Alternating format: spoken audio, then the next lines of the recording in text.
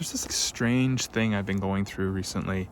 I'm in my early 40s, and I've realized that I've spent so much of my life being the person that I was supposed to be that I feel like I forgot who I wanted to be. Over the weekend, I was at a work Christmas party, and I was having this conversation with one of my coworkers, and we were just talking about dreams, philosophy stuff, and the kinds of things that I used to be interested in when I was younger. It kind of made me feel like there was something missing from my life. I wasn't really being the person that I thought that I was going to be when I was older. In our early life, we have all these made up stories or these ideas about what we're supposed to be, about like what kind of adult we're supposed to be.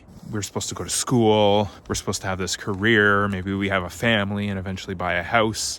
And these are the things that we think that we're supposed to do. They're the things that culture tells us to do. And maybe our parents might not say it directly, but they kind of think that's what we should do, or they imply that's what we should do. And this is something that we might call the constructed self, or the self that we've built because they're dependable and predictable and reliable and able to accomplish things or do what the system expects of them. Basically, it's a way of sort of building ourselves so that we fit into the machine, fit into the system, so that we can be rewarded for what the system is able to provide us, which is that sort of common, normal life that we didn't necessarily even choose, but we were kind of programmed to think that that's what we wanted when we were younger. And over time, just being an adult, living life, going to work, having a family, having like the responsibilities that come along with a house, all those things, they take up a lot of our time.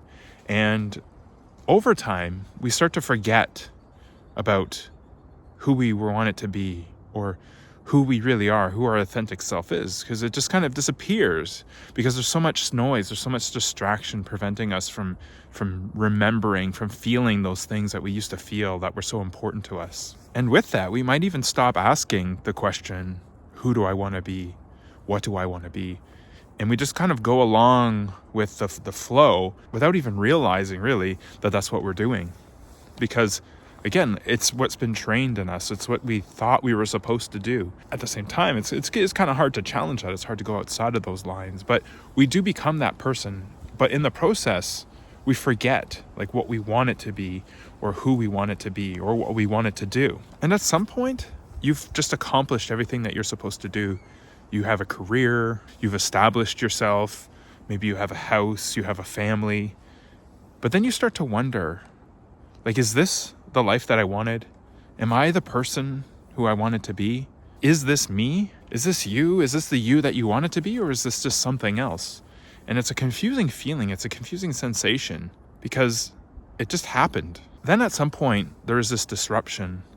Maybe it's burnout, overwork, stress, boredom, exhaustion, or maybe nothing at all. You just stop feeling. And for me, there's been lots of events that have made me sort of realize this or think this or feel this.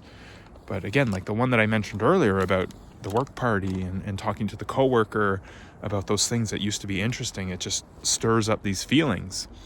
And maybe it's a process, like it doesn't happen instantaneously, it happens over time, perpetual process. It's an evolution of realizing that you've forgotten who you want it to be, that you've stopped trying to be that person, and you've kind of fallen into the rut of being who you're supposed to be. And maybe there's just a little whisper, like a quiet voice in your head, a quiet sound urging you to go in a different direction, or at least to try and reconcile what's going on or what's happening. And with this voice and with these experiences, you keep on remembering that there was that person that you wanted to be, that you desired to be, that authentic self.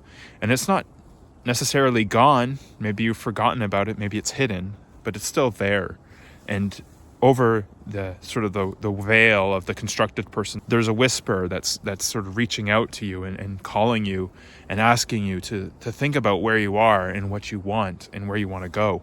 After this has happened for a while, you might be faced with a question and wonder, if I stop being who I am supposed to be, will there be anything left? And that's certainly a fear that I have, because I don't even remember what I want anymore. I don't even remember what I want it to be. I've just sort of become someone who does what they're supposed to.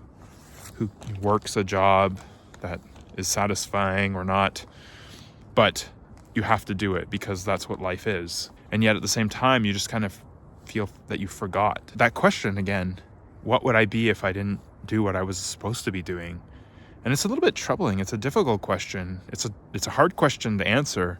And it's a little bit scary too, because it creates a bit of an existential crisis. Who am I? What am I? What am I doing? And I remember, in my 20s, I had lots of these questions like, what am I? Who am I supposed to be? And they've always been there, only slightly though. But now it's kind of becoming more of a problem that I didn't answer those questions, or those questions are coming up again. Maybe that's another way of putting it. But those are like, existential questions that you have as a young person. It makes sense because like you haven't really seen the world, or you haven't really done anything yet, and you're trying to figure out where you should go.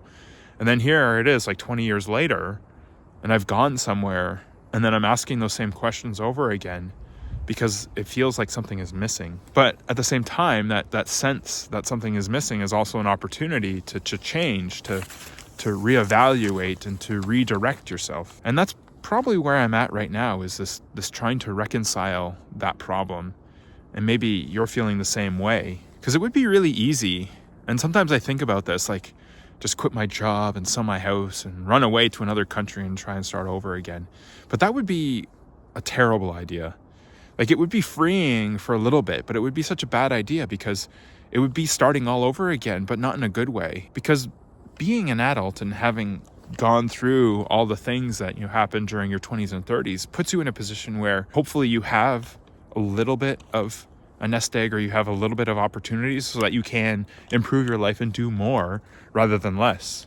And so it would be really easy to throw everything away and go chase some phantom of meaning and purpose that might be remnants from the past, or might just be something that you've created to fill the space from the emptiness of today. But like I said, that's not really a solution. That's actually just creating another problem. That's bringing us further away from where we want to go. And it's not helping us resolve or deal with the ultimate problem, with the ultimate situation that we find ourselves in. And another thing that I've been doing recently, just to kind of deal with this, is trying to explore those things that made me excited or I was interested in the past. And so I used to keep journals during my 20s and 30s. I had all these journals that I was writing in, and I was writing in it almost all the time, probably up until COVID. So I look back at those journals and I can see what I was thinking about, what was important to me, and what was something that meant something at the time. And maybe there's something that I can gain from that. And maybe you have something that you can look back at to just kind of get a sense of what made you excited in the past.